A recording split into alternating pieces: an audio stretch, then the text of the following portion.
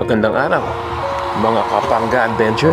Pag-usapan natin to, 2 beses na knockdown pero si Marshall pa rin ang nagwagi kontra Colmenares. 2 beses na bumagsak pero hindi sumuko. Ito ang kwento ng matinding laban ni Yumir Marshall kontra Eddie Colmenares. Isang gabing nagpatunay na ang puso ng Pinoy hindi basta sumusuko.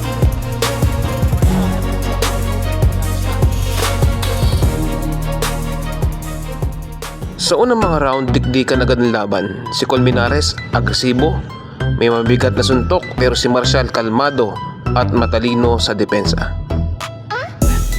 Pagdating ng round 3, nabigla ang lahat.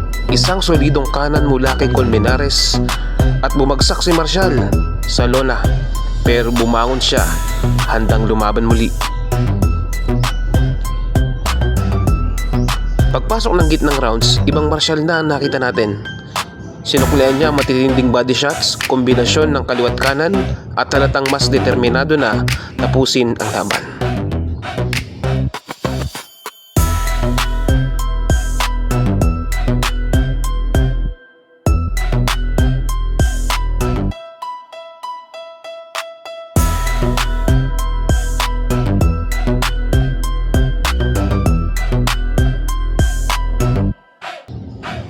Ngunit sa round 10, muling bumagsak si Marshall.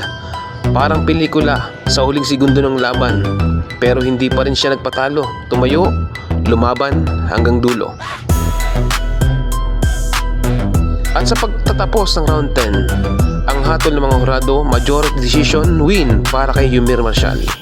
Ang scorecards 95-93, 95-93 at 94-94. 2 beses man siya bumagsak, hindi bumigay ang kanyang puso.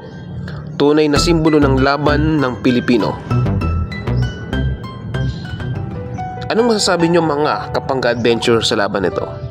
2 beses man siyang bumagsak pero sa dulo, Pinoy ang nagtagumpay. Huwag kalimutan mag-like, mag-comment at i-share ang video na to. Ako si Philip, para sa Pangga Adventures Vlog, nagsasabing hindi mahalaga kung ilang beses kang bumagsak, ang mahalaga, bumangon ka. Magandang araw mga kapangga adventure.